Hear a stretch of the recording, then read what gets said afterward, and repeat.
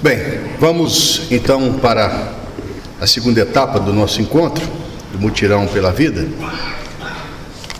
E vamos ter agora a oportunidade de ouvir aqueles que ainda não conhecem esse jovem filho da Dona Conceição, né? Esse menino aqui, ele não gosta muito que fala da vida dele não, mas ele tem uma formação em medicina, resolveu fazer lá em Amazonas, né? E há relatos aí que ele brincava lá enquanto fazia medicina de ser professor de inglês, ó. Acredita nisso? É. E ele teve uma experiência ímpar fazendo a sua preparação para o trabalho mediúnico, porque durante um certo período ele conviveu dentro de um manicômio e teve algumas experiências realmente muito interessantes desse processo das pessoas que momentaneamente perdem a sua capacidade de exercer o livre-arbítrio. Mas ele é médico, já foi servidor de duas forças, da Marinha do Brasil, da Polícia Militar do Distrito Federal, serviu em vários hospitais públicos e buscou fazer com que a sua especialidade escolhida, a neurologia, pudesse auxiliar muitas criaturas. E durante alguns períodos, eu não vou nominar quantos, ele foi o nosso presidente do Instituto Integridade e ainda hoje, como vice-presidente, nos auxilia nesse trabalho da condução daquela obra de amor. O nosso irmão Nivaldo dirige vários grupos mediúnicos, alguns deles voltados especificamente para os nossos irmãos que escolheram a via do autoextermínio e para os que se envolveram direto ou indiretamente com o aborto. É uma pessoa que nós temos uma consideração, um agradecimento muito grande, porque eu estou chegando à marca de 30 anos nessa casa e ele foi o responsável de eu estar aqui. Então a minha gratidão eterna ao nosso irmão Nivaldo, a quem eu estou passando a palavra para falar então as suas considerações a respeito do autoextermínio.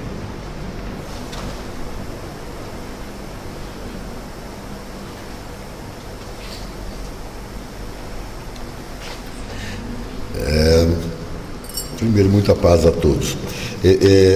Para mim é sempre uma tortura quando eu sou escalado para fazer alguma coisa aqui, porque eu sofro, por exemplo, se me põe lá para o dia 30 de um mês, eu já começo a sofrer no dia 1º, até chegar lá o dia 30. Então, para mim é uma verdadeira tortura, mas é interessante esse quando o Sivaldo falando aí que eu tive uma morada durante alguns anos no nosocômio psiquiátrico, e eu sempre considerava lá, naquela época, eu dizia assim: se alguém não conhece o inferno, aqui é um pedacinho dele, sabe, o hospital psiquiátrico, porque é só dor, só sofrimento. E a gente vai com a convivência, você se adapta àquela situação de ver aquele povo tão sofrido, Pra vocês terem uma ideia, tinha um lá que chamava Arlindo, nunca esqueci o nome dele, porque ele nos marcava muito. Porque ele não tinha por que estar lá. E o Arlindo, um dia, ele veio falar para mim que, olha, eu não sei porquê, eles ficaram sabendo que eu era espírita. Ele falou: para o senhor eu falo, mas para os outros médicos aí eu não falo não, porque senão eles vão dar choque em mim. Vai falar que eu estou com delírio e tal. Porque ele dizia sobre as entidades que ele via lá dentro do hospital todo, né? Era muita dor, muito sofrimento. E a gente sabe, nada nas nossas vidas é por acaso. As coisas acontecem porque nós precisamos aprender. Mas, como o nosso tema aqui é suicídio, eu muito pequeno, tinha uns 7 anos, mais ou menos, e eu estava na porta da minha casa, lá em Goiânia, e chegou Naquela época a gente não tinha carro, essas coisas, né? Mas chegou um carro lá. E o menino, aí a pessoa não teve muito cuidado para falar comigo, não. Olha, cadê sua mãe? Foi lá, mamãe foi para casa de fulano. Pois é, fala para ela que o seu tio suicidou. E aquilo para o menino, né, eu fiquei assustadíssimo. E eu saí correndo para ir na casa dessa pessoa que a mamãe estava, para avisar para minha mãe. Olha, o tio suicidou, mas ela não falou qual tio. Aí eu cheguei lá para minha mãe, mamãe, a mulher, eu sofrego, porque eu fui correndo. Aí, mamãe, a mulher chegou lá porque o tio suicidou. Aí a mamãe, sem saber qual era o tio também, né? Ela desesperada e tudo. O suicida, normalmente, ele consegue chegar nas pessoas. Nós é que somos difíceis de entender. De que, olha, você vai, ele quer suicidar, ele quer morrer. Porque ele tinha, uns dias antes, chegado para minha mãe e dito assim, olha, eu vou fazer uma viagem longa e eu queria, para tal pessoa você vai dar isso, vai dar o carro, vai ficar para tal pessoa. Foi dividindo, né, os bens que ele tinha, que não eram muitos, mas... E mamãe, ninguém percebeu, né, que ele iria fazer isso. Essa viagem longa que ele falou em fazer era realmente cometer um suicídio. Ele planejou tudo. E ele chegou para os amigos, depois que ele tinha um amor muito grande pela mãe dele, pela minha avó. E a minha avó, ela acabou falecendo, ela foi a óbito e tudo, e ele não entendia com 24, 25 anos se era possível acontecer aquilo, e ele acabou cometendo realmente um suicídio. Nós pensávamos na época que era muito pelo amor que ele tinha à mãe, ele tinha perdido a mãe. Bom, e eu sempre, aqui nos trabalhos mediúnicos nossos, eu pedia por ele. Sempre, meu tio, eu falava até, eu brincava, ele chamava Idalino. Aí eu falava para minha mãe, acho que ele suicidou por causa do nome, porque o nome de Idalino é um nome muito... E ele era um homem muito bonito, E eu sempre pedia por ele. Meu tio, meu tio. Um dia veio uma criatura aqui, se manifestou, e eu estava sentado na mesa, e ele disse, manifestou numa médium assim ao meu lado. Aí disse o seguinte: eu quero agradecer muito a esse que está aqui sentado ao lado, pelas vibrações que ele fazia por mim, que eu consegui sair da situação que se encontrava. Então isso é muito bom, né? Nós lembramos. A Flávia me mandou esses dias uma mensagem do Elará, Jorge Elará, né? Na qual a preocupação dele, e com toda a razão, ele dizendo assim: vocês não estão, parece que, entendendo a dor que está ocorrendo no mundo, no nosso planeta Terra. E nós, às vezes, estamos preocupados em fazermos cursos. Vamos estudar o Evangelho, vamos estudar agora o Livro dos Médiuns, vamos fazer cursos, e deixamos de nos preocupar com essas criaturas que sofrem, que estão em muita dor. Aí eu achei muito apropriado a mensagem, sabe? Inclusive eu comentei com o Simão, falei assim, olha, realmente nós temos que preocupar mais com essas criaturas que sofrem. Ninguém entende tanto a dor que ocorre com os nossos irmãos que cometem esses atos da desistência da vida, o que, por grande decepção deles, não desistem, porque a vida continua. Mas vamos lá, no nosso assunto mesmo. Chama-se suicídio toda morte resultante, direta ou indiretamente, de uma ação praticada pela própria vítima, quando a vítima sabia que produziria esse resultado. A tentativa de suicídio é a ação interrompida antes que aconteça a morte. quando fala assim suicídio direto e indiretamente, a gente vai falar, mas todo suicídio não seria um suicídio? Todo suicídio nós responderemos por sermos o causador. Se eu tinha uma programação de existência 70 anos aí, eu, por condições indevidas, fala assim, indiretamente, a gente vai dirigindo, aí você chega num determinado ponto, tem lá, curva perigosa à direita, velocidade máxima 50 km. E eu entro nessa curva a 100 km. Então, eu capoto o carro e eu venho a desencarnar. É um suicídio indireto. Eu fui imprudente, fui negligente de não atender ao alerta que havia ali. Então, nós temos que pensar, se eu sou um fumante, eu estou diminuindo meu tempo de existência. Se eu estou diminuindo meu tempo de existência, indiretamente eu estou cometendo um suicídio.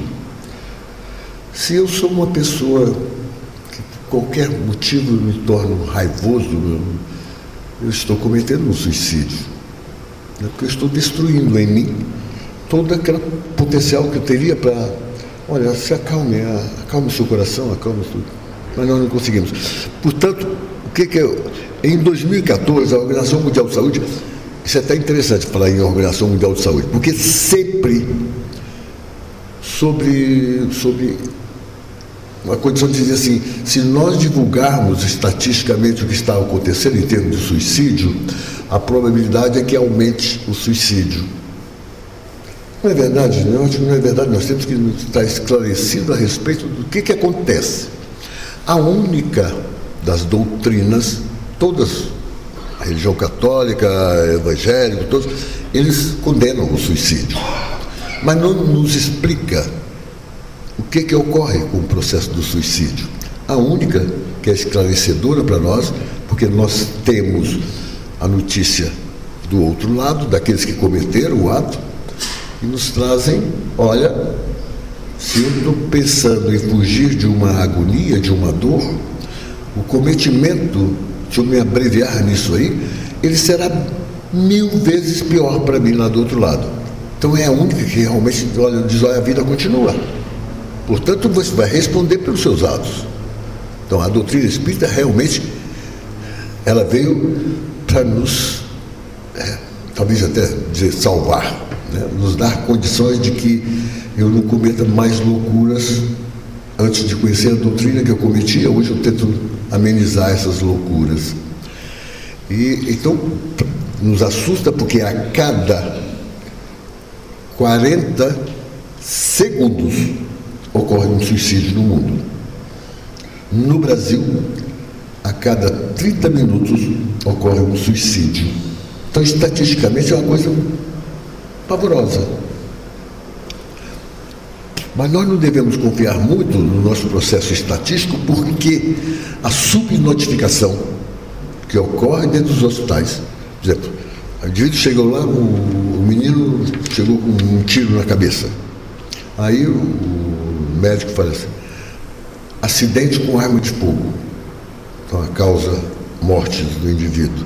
E na verdade não foi um acidente, não é? Indiretamente seria um suicídio indireto se ele tivesse pegado a arma do pai e fosse brincar de roleta russa e acabava acontecendo. Então seria um suicídio indireto.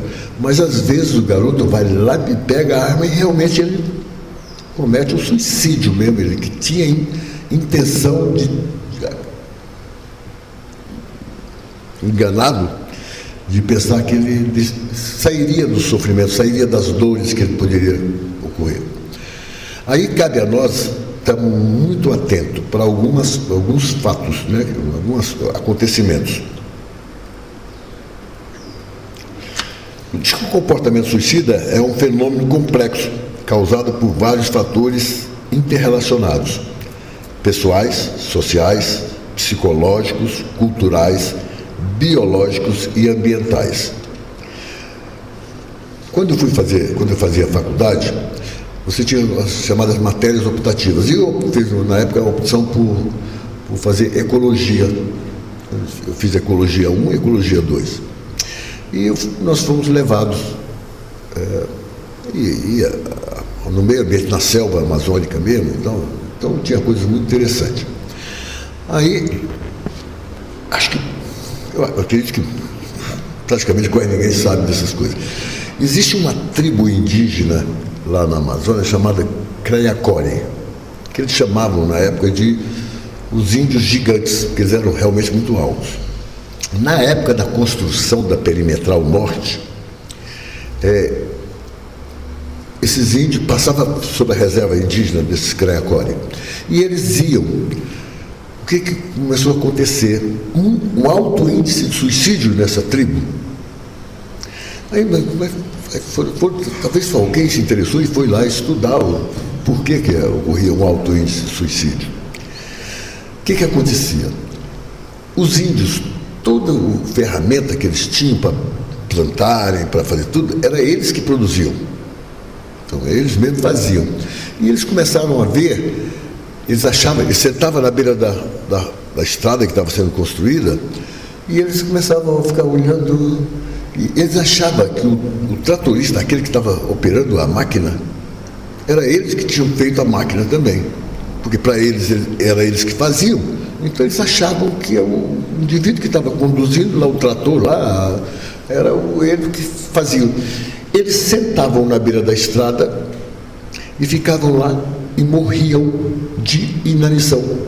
Eles não comiam, não saíam da beira da estrada.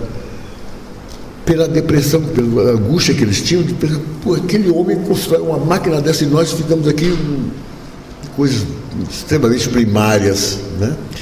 Então isso. Bom, aí nós vamos pesquisar agora. No Brasil, há um alto índice de suicídio entre os indígenas.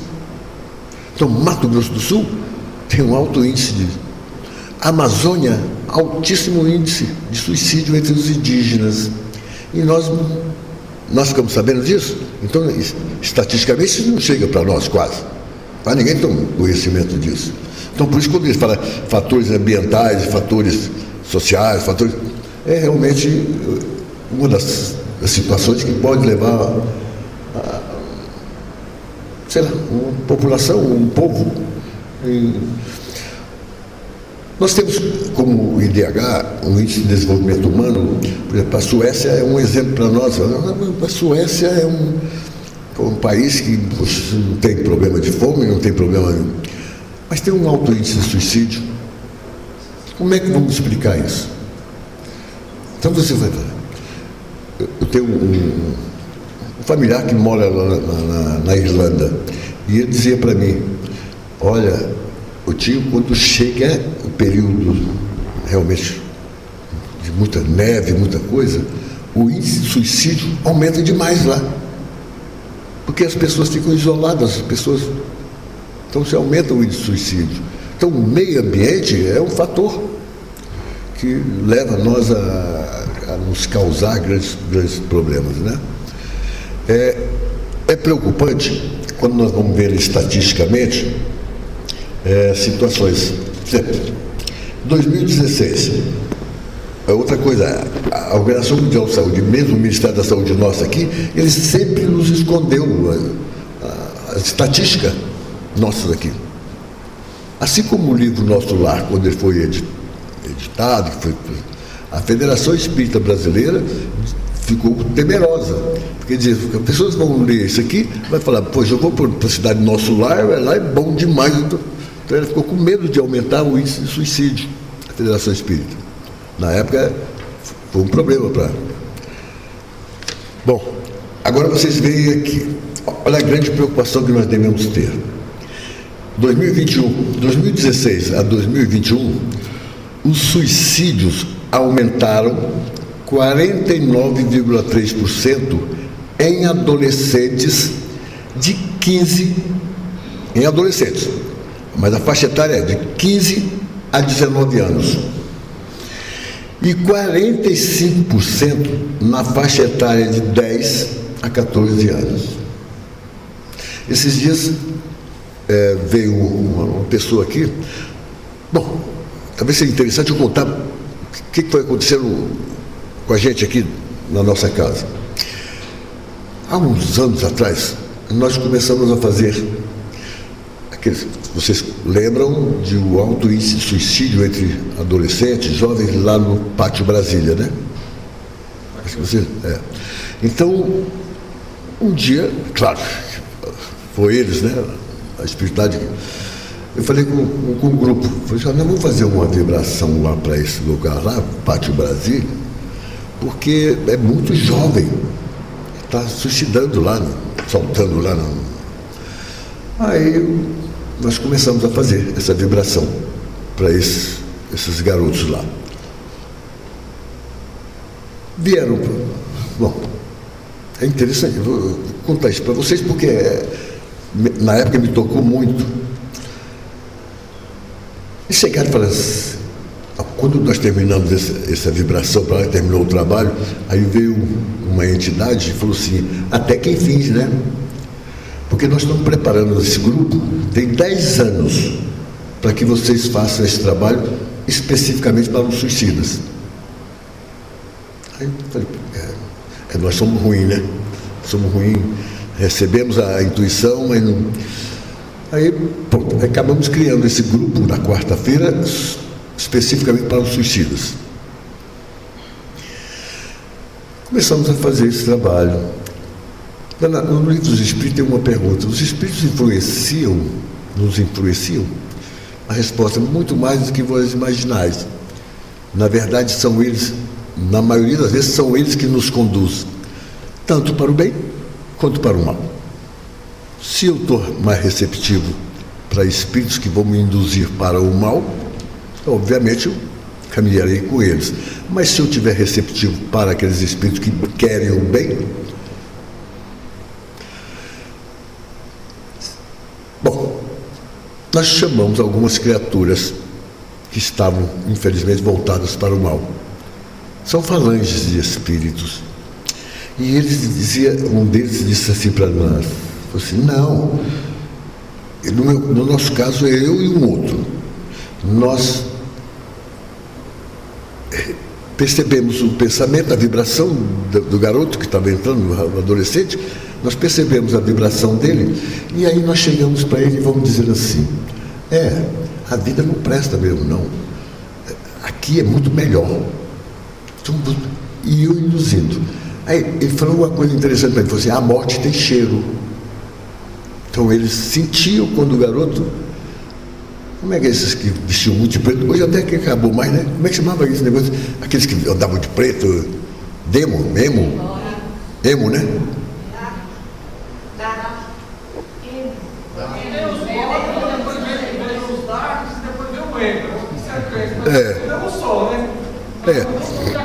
Então esses garotos, ele falou assim, a morte tem cheiro. Então nós chegamos e vamos falando no ouvido dele, vamos intuindo ele. Mas duas entidades acompanhavam, por exemplo, a criatura lá, o garoto, e eles anotavam. Aí passava para um outro par.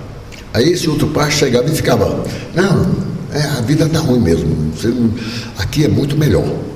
Eles induziam. Então, processo indutivo mesmo, e a pessoa via aquilo lá e o garoto pulava. Bom, quando nós começamos, depois nós fizemos durante alguns anos aí essas vibrações para lá, para mudar de lugar, né? Hoje tem como é que chama? O buraco do Tatu lá, né? Como é que chama lá na rodoviária? Esse mesmo buraco do Tatu, né? Hoje estão agindo, os espíritos indutores para isso, estão agindo muito lá. Mas nós também já fizemos vibrações lá para tentar tirar essas criaturas dessa situação. Bem, é preocupante? O suicídio é previsível? É tratável em muitos casos? Também é. O problema é que nós não temos um sistema de saúde realmente que funcione com essas preocupações. Né? Nós tínhamos aí chamava a CRAC, sei lá, tem um nome da Secretaria de Saúde, que era para atender esses casos de CAP, né? Que era para atender essas pessoas que tivessem esses distúrbios, comportamento com tendência ao suicídio, com tendência à autodestruição, mas não funcionam, sabe, infelizmente. Então, aí eu falei, nós somos responsáveis? Somos responsáveis. Todos nós somos responsáveis por não funcionar um sistema de saúde que seja adequado. Muitas mortes seriam evitadas. Fala assim, a causa maior, todo suicídio tem uma causa mental, psiquiátrica. Todo. Então, o que nós poderíamos fazer para isso? Ora, uma alta incidência de depressão. Grande parte das criaturas que vêm a cometer o suicídio, inclusive os espíritos pediram para nós não falar mais suicídio, não, porque eles sofrem muito lá quando ouvem esse termo, suicídio, para falar autoextermínio, desistência da vida e tal. Eu acho que está correto, sabe? Se todo mundo soubesse quando manifesta uma criatura que cometeu um ato desse e se manifesta e a vergonha que ele tem, é interessante o que é o processo. Nós devemos ter arrependimento, mas não devemos ter remorso. O remorso é doentio. O remorso nos causa grandes problemas. O arrependimento não, eu quero mudar, né? Eu me arrependi daquilo que eu fiz, eu quero mudar. E quando nosso irmão falou aqui, falando sobre o problema do aborto, grande número de entidades que se manifestam aqui, mulheres, com um processo de remorso tremendo, com um quadro depressivo, mesmo lá na espiritualidade, elas se manifestam porque foram causadoras de aborto. O arrependimento, o remorso dela vem por causa disso. E o suicídio é muito mais acentuado, esse processo. Eles chegam realmente arrasados. Bom, mas vamos falar lá do problema da depressão. Nós temos, o nosso organismo produz, principalmente a nível cerebral, os chamados neurotransmissores. Um deles, que são chamados também, esses hormônios são chamados de hormônios da felicidade. Então, a serotonina, por exemplo, ela é produzida 10% lá no cérebro e 90% no intestino. Interessante isso. Por isso que o pessoal, estudiosos, fala que o intestino é o nosso segundo cérebro. Então ele é capaz de produzir esse hormônio, serotonina. A serotonina é um deles. Tem a norepinefrina, você tem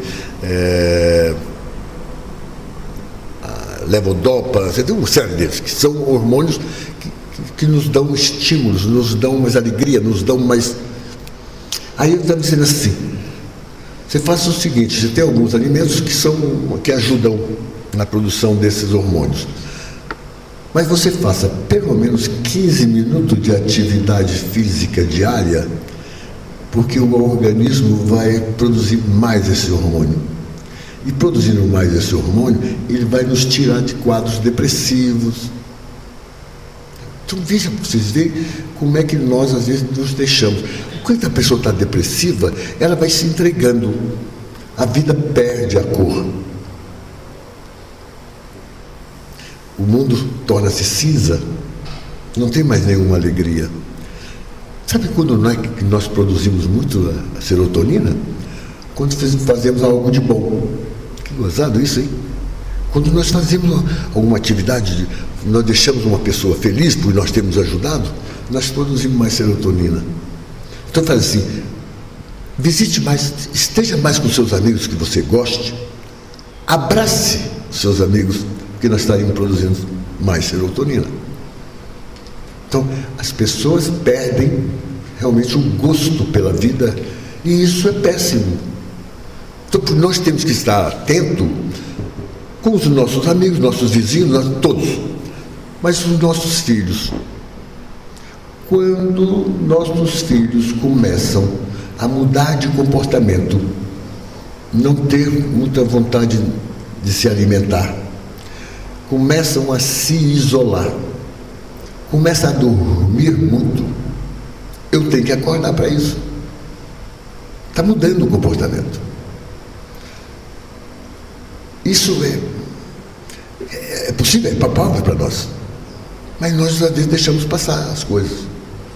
Um dia me tocou muito, um filho meu chegou para mim. E ele tinha esse comportamento. Dormindo muito, se isolando muito. E ele chegou para mim e falou assim: papai, eu só não cometi o suicídio até hoje graças ao senhor me levar desde pequeno lá para o centro. E eu ouvi aquelas palestras. Que coisa, hein? Veja, vocês veem como é que é o risco que nós estamos aí. Então, é possível nós evitarmos? É possível. É muito possível. Estejamos atentos. Eu tive uma moça muito bonita, me levaram lá para me atendê-la. Mas a causa dela era a depressão. Aí, falei para ela, fica difícil da gente entender. Você é uma moça bonita, jovem, pensando em desistir da vida. Aí eu levei ela lá dentro, lá no pavilhão C, lá no... Falei, ó, triste é isso aqui, ó. São idosos que estão acamados aqui há 4 anos, 5 anos. Quer dizer, eles necessitam de tudo cuidado, para banho, para alimentar, para tudo.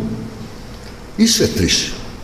Isso nós deveríamos ficar tristes. Agora, você anda, você enxerga, você fala, você... Por que você quer alimentar a tristeza? Você acha que isso é? Aí depois passou uma semana, a pessoa que levou ela falou para mim assim: olha, doutor, ela melhorou tanto, está com outro aspecto, outro pensamento. A gente acordou, né? Acho que é o choque. Você acordar a pessoa, porque olha, a vida é um dom divino que ele é maravilhoso. Nós viemos numa encarnação, é sofrida? Claro que é, porque nós temos um pretérito muito triste. Então nós viemos aqui para corrigir isso aí, para ter a oportunidade de, através do aprendizado, nós irmos vencendo a nós mesmos. Cada um de nós tem uma história. Esses dias, quando o Elvésio falou sobre a palestra aqui, que ele, olha, quando perguntaram quem é você, eu sou uma legião. A legião, nós somos uma legião. É um passado que nós estamos trazendo aí. Coisas boas não foi, porque senão nós não necessitávamos talvez estar aqui, a não ser que fosse como missionário. Mas vamos aqui, o processo estatístico que é coisa. Região de maior incidência no Brasil de suicídio, região norte, em primeiro lugar, com 77,7%, isso em termos absolutos. Não é relativo quando se fala assim, por 100 mil habitantes, porque se for relativo, São Paulo é o maior índice, é mais populacional. Então o índice de morte por suicídio é mas não. Esse é o número absoluto. A região norte, 77,7%. A nordeste, 51,7%. Centro-oeste, 16,3%. E a sul, 15,2%, que não é real, né? Porque, se pegar populacionalmente, São Paulo e Rio Grande do Sul são os 2 estados mais populosos do Brasil, o índice é muito mais alto. O número de suicídio é muito mais alto, porque por 100 mil habitantes, então vai ser muito mais alto. Olha uma coisa que causa espanto em nós. Quando falar Nordeste, o estado com o índice maior de suicídio no Brasil, eu não saberia nunca. Paraíba. Eu adoro Paraíba. João Pessoa é um negócio. Sabe? Bom índice. Segundo, Bahia. Aí você fala assim, terceiro, vem aqui a região centro-oeste e tal, mas não por causa de Goiás. Porque tribos indígenas muito grandes, no Mato Grosso do Sul, Mato Grosso do Norte, muitas tribos indígenas, e como entre os indígenas é o maior índice, é um grande índice de suicídio no Brasil, portanto, aí já aumenta muito aqui. Bom, e o que nós estamos fazendo para que isso mude? Para que isso... eu não consegui ler até hoje todo o livro Memórias de um Suicida. Eu chego até a página 100 e tal, e aí pronto, umas 30 vezes eu fui lá. Mas ele foi um escritor português, Camilo Castelo Branco, e muito famoso na época. Mas ele não admitiu quando ele ficou cego. Ele não aceitou a cegueira e ele suicidou. Aí nós temos um histórico também de um escritor brasileiro chamado Pedro Nava. No Rio de Janeiro, ele, além de médico, ele era escritor também. E o Pedro Nava, olha o motivo que levou ele ao suicídio. Ele dizia o seguinte: se amanhã eu ficar impotente, eu dou um tiro na cabeça. Com a idade ele ficou impotente. Aí realmente deu um tiro na cabeça. O Camilo Castelo Branco, português, ele ficou cego. E ele não aceitou a condição dele. Por viver na... Então é orgulho, né? Por não poder mais viver socialmente, conviver, ele suicidou. Camilo Castelo Branco, ele escreveu, ele mandou, através da Ivone Pereira, aquilo me chamou muita atenção porque logo no começo do livro, que eu nunca terminei, ele mandou uma mensagem assim. Ele fez um comparativo entre o Vale dos Leprosos e o Vale dos Suicidas.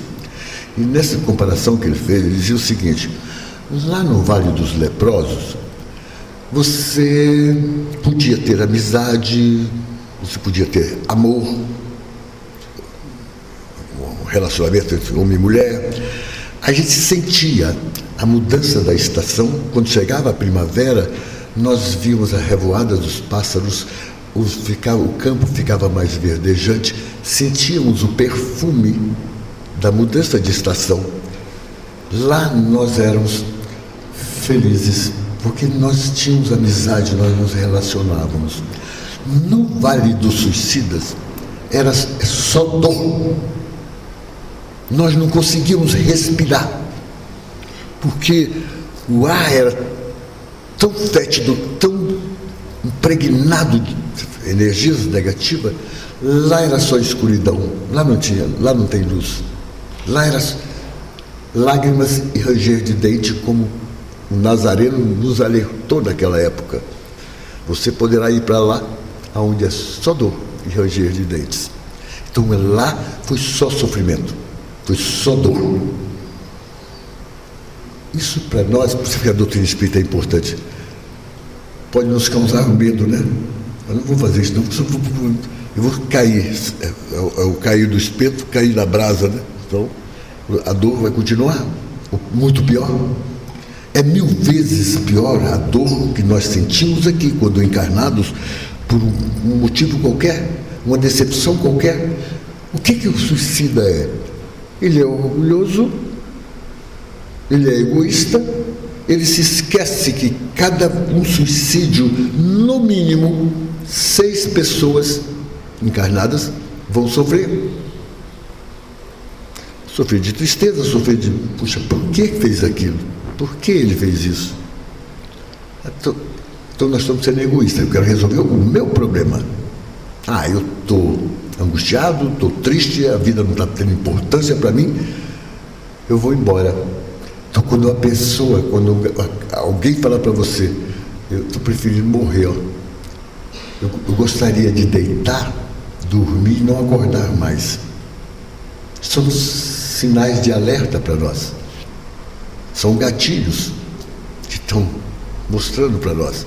Então nós temos que estar, realmente, por obrigação nossa, mais atento a essas queixas, a essas dificuldades.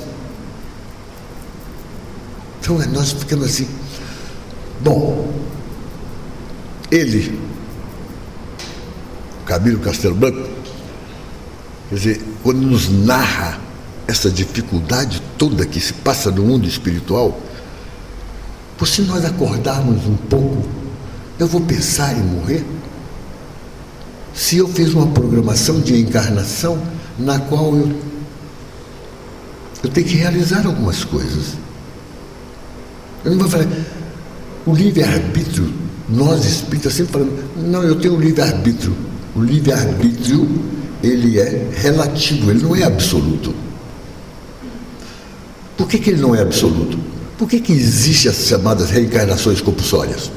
Então ele não me deixa escolher, é compulsório. Então nós espíritas sempre falamos, não, eu tenho muitas entidades cheias, eu não tenho o direito de escolher até certo ponto.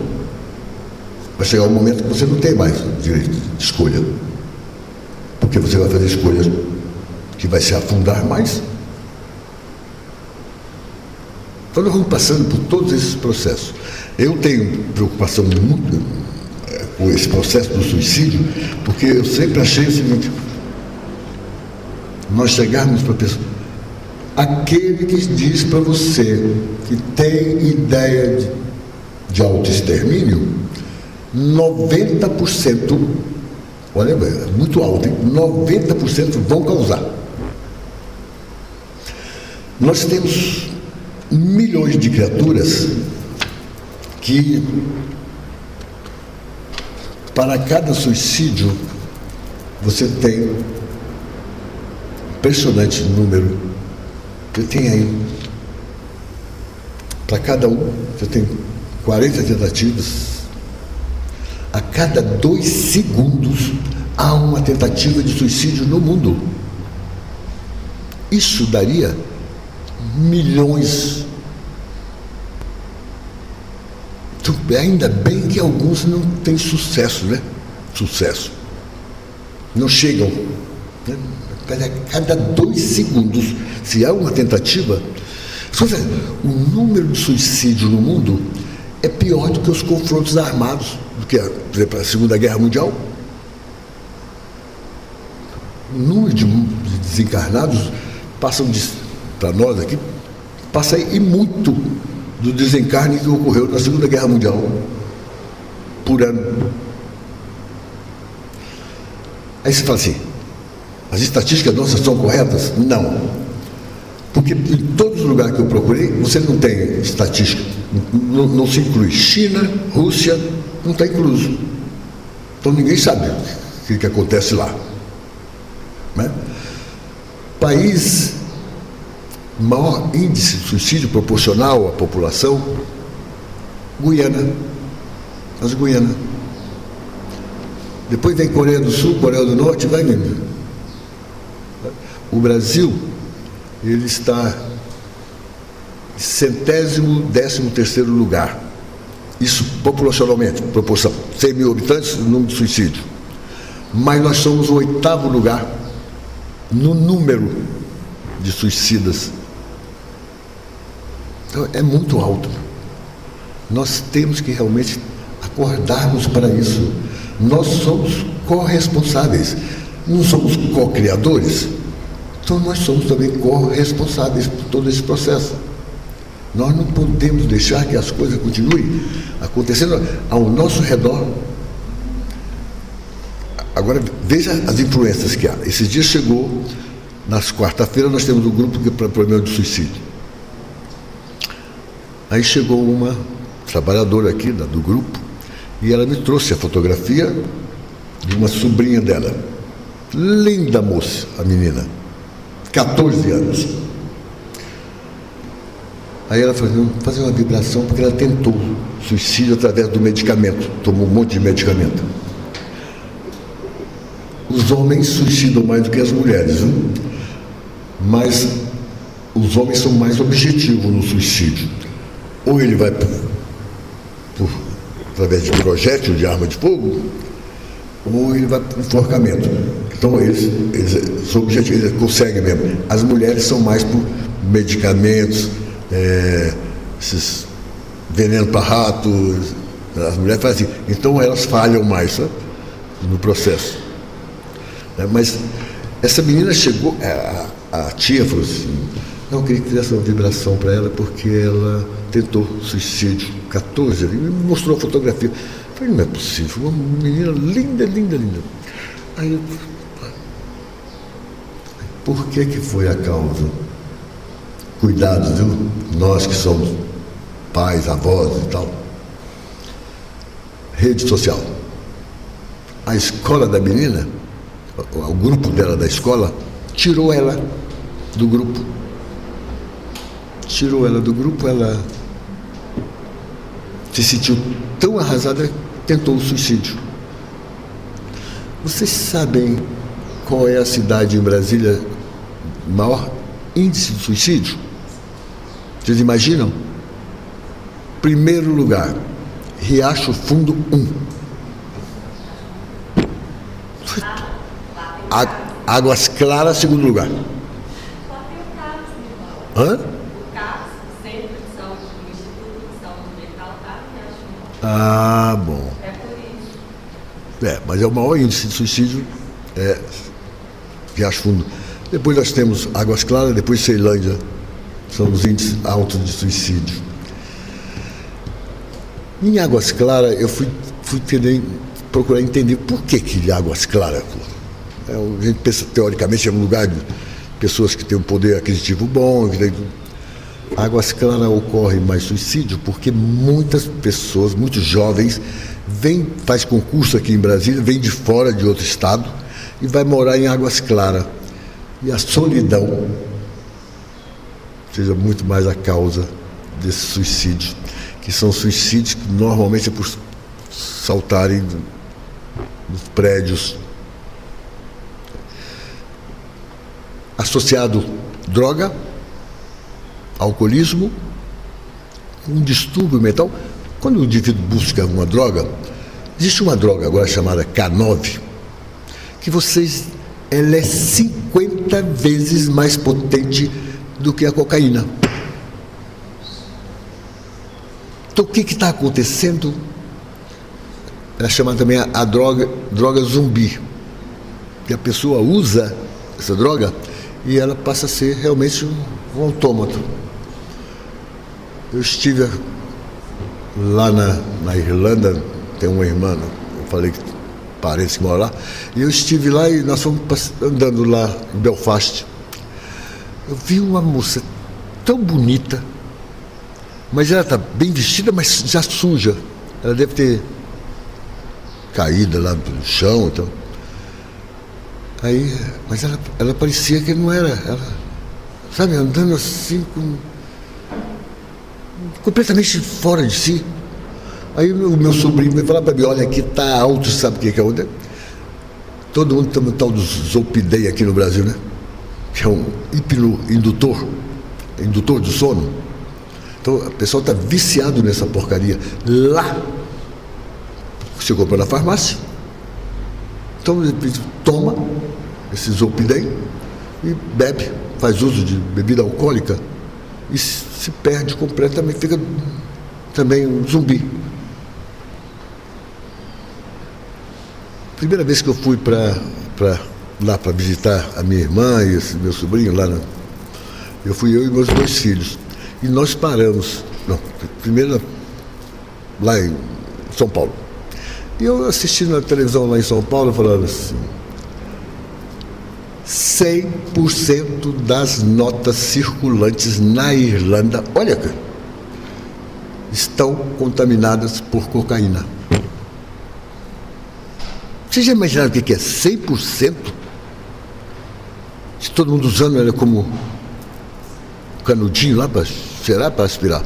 Então, é suicídio. Tem o suicídio direto, suicídio indireto. Então, está cometendo suicídio? Sem dúvida.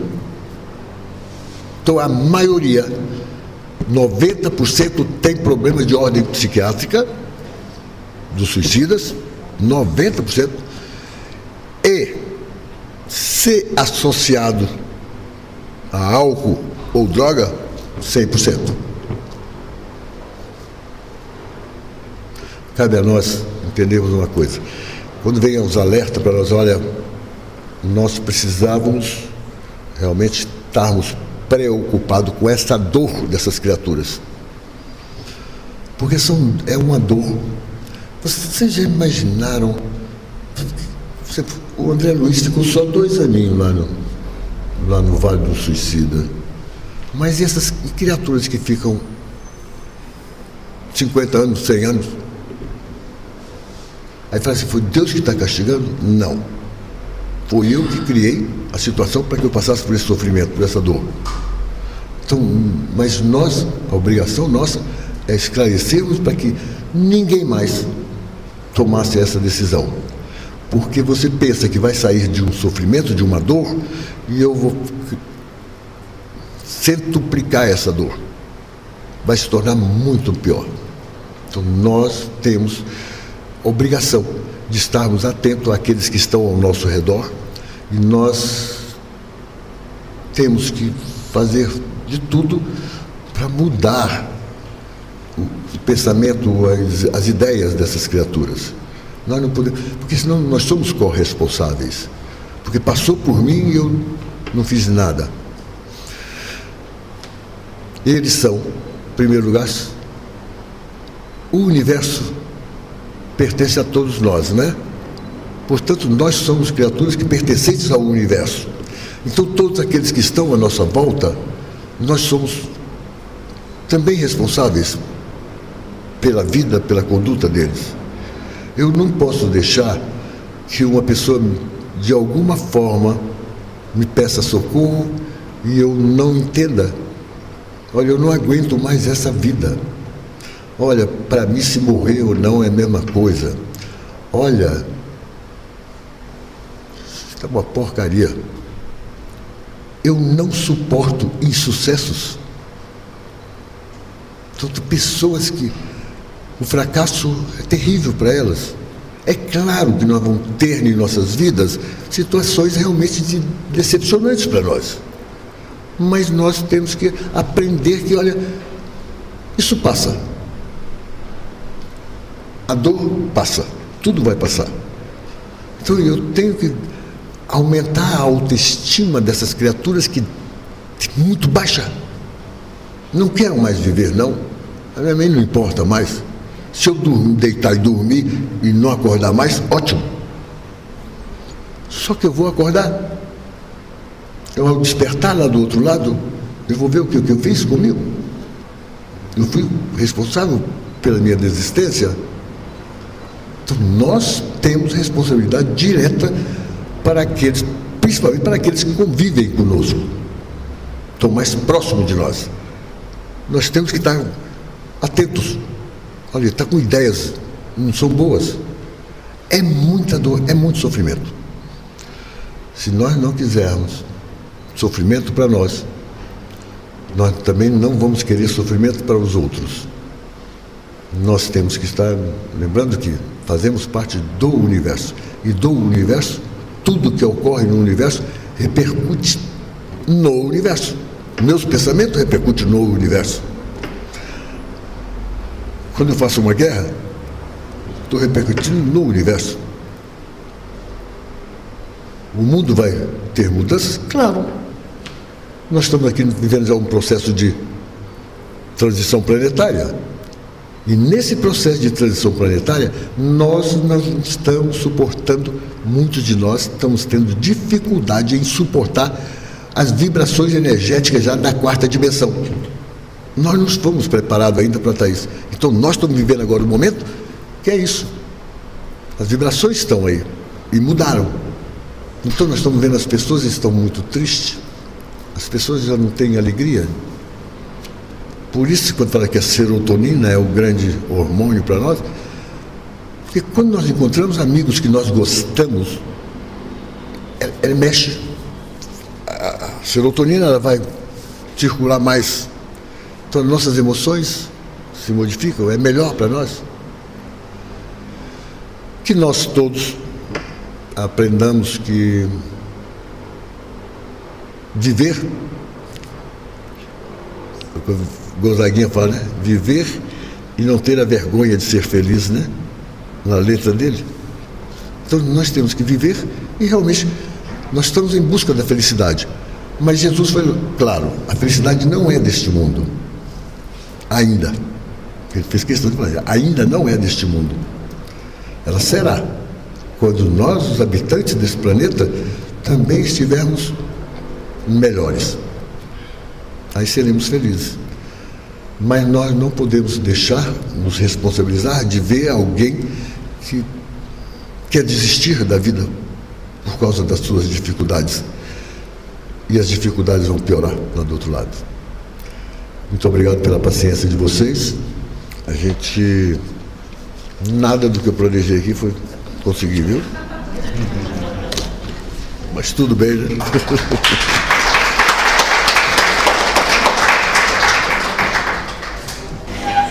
Nossa gratidão ao nosso irmão Paulo. E ele se sofre, só porque fácil, tranquilo. Olha igual nós chegava. Só um assunto pendente da primeira fala. Nosso irmão depois, ele deixou essa belíssima página de sua autoria que faz a apologia do amor. E ele vai nos passar, se ele permitir passar, já que tem a Rose que pediu, isso aí vamos colocar nos nossos grupos aqui. Bem, nós vamos agora para um momento, eu acho que cada um de nós temos as nossas dúvidas, os nossos questionamentos internos a respeito desse tema da vida. E nós gostaríamos agora de externar as nossas dúvidas. Tem a menina que eu amo de paixão aqui, essa pequenininha, filha da Andressa, que ela pode anotar os questionamentos. Se aqueles quiserem fazer de viva voz, eu acho que fica bom. Não? Você tem um questionamento? Eu quero fazer uma adendo. Eu gostaria de fazer uma adendo, né, meu? Mas esqueci de vergonha. Nós somos tão materialistas, né, nesse mundo de expiações, que eu quero ler aqui o artigo 1798 do Código Civil. Confere expressamente a legitimidade de ascensão hereditária às pessoas nascidas ou já concebidas no momento da abertura da sucessão. Desse modo, inclui que se o nascituro nascer com vida, como herdeiro legítimo, na sucessão, ou já se encontrar concebido na hora da morte. Ou seja, nomeia-se um curador para cuidar do patrimônio do nascituro e não nomeia-se um curador para cuidar da vida. O óvulo, o embrião e o feto. Não é verdade? E somos tão materialistas que eu vou ler aqui outro artigo do crime ambiental. Artigo 29. Matar, perseguir, caçar, apanhar, utilizar espécimes da fauna silvestre, nativos ou em rota migratória, sem a devida permissão, licença, autorização da autoridade competente ou em desacordo com a obra pela detenção de 1 a 6 anos. É claro que é um crime aqui de menor potencialidade ofensiva, né? Vai cumprir medidas de prestar serviço à comunidade. Mas, se não pegarmos um ovo, uma tartaruga, nós vamos responder por crime. Mas a partir do momento que a gente retira o órgão de um ser vivo, do ser humano, não tem identificação. Identificação com o aborto, mas não tem identificação com relação à proteção do órgão desde a concepção. É isso que eu tenho que falar. Muito bom. Realmente não é um questionamento, mas se você me permitir, é o seguinte: você vê que em espaços dedicados à reflexão da essência da vida como esse, a gente vai buscando, vai tentando, vai falando, vai formando uma consciência, por nos debruçar com todo interesse realmente nos conteúdos da vida na sua totalidade, desde o espírito até o nosso dia a dia. Mas na sociedade como toda ainda padecemos dessa falta de percepção, dessa miopia, e é isso. Muito bem trazido. Claro. Rosário quer falar? Quer. É o seguinte, Nivaldo falou o seguinte, que o suicídio pode ser previsível, certo? Você falou que o suicídio pode ser previsível, Certo. pelas atitudes. E você vivenciou vários casos. Você imagina numa terça-feira, você tem uma reunião com os seus colegas de trabalho, a pessoa está lá normal, sem nenhum sinal. Quarta, na quinta ele dá um tiro na cabeça e ainda dá tempo de ligar para a esposa e falar, volta para casa do continua loucura. Esse é o primeiro fato, tá? Então a gente vê que às vezes a pessoa está do lado, nós estamos tão condicionados ao comportamento, né, de um lado da pessoa que a gente não observa o outro. Você não observa um sinal de dor, nada, gargalhou, horrível, tudo normal. Outro aspecto. Uma pessoa que, nova, bonita, bem-sucedida, filha do prefeito, último ano de odontologia, não passou na prova. Aí falou assim, pegou um empréstimo na Caixa Econômica, para os pais não saber, e fez novamente a prova e avisou os colegas. Se eu ficar reprovada, eu me cometo suicídio. Cometeu suicídio porque não passou. Minha pergunta é, nesses dois casos, que nós não fizemos tanto link aí, como é que fica o suicídio e essas pleiades de irmãos desencarnados que fazem um tipo de obsessão, um tipo de atuação mental nesses irmãos para que ocorra esses fatos? É interessante que eu ia falar sobre esse processo, desse tema aí. Por que os desencarnados estão num processo terrível de maldade? Porque enquanto eu desencarno, eu tinha uma programação de existência, por exemplo, 60 anos, e eu pego cometo o ato de desistência da vida aos 20 anos. Então eu tenho 40 anos, pelo menos, de um débito. Eu vou, obrigatoriamente, primeiro, ninguém veio numa encarnação com a programação do suicídio. Não existe isso como um karma, não existe. O que acontece mais? Pessoas que cometeram suicídio, quando ela reencarna, normalmente quando ela chega, ou na faixa etária que ela cometeu aquele suicídio, ela tem pelo menos a vontade de novo fazer. É triste isso, né? Mas não é que ele é programado para isso. Então, quando você fala, o que essa. Quando nós falhamos, o problema da nossa autoestima ou baixa estima é quando nós falhamos, nós não admitimos muitas vezes, por orgulho, um insucesso. Então, infelizmente, eu me lembro dessa história sua da menina aí que fazia odontologia, e ela veio cometer o ato. Então, a menina cometeu o ato. Por que muitas vezes a nossa estatística não presta? O indivíduo, garoto, 14 anos, 15 anos, cara, ele salta no prédio desse daí. Aí o pessoal sai da mídia, que também é uma terrível a mídia,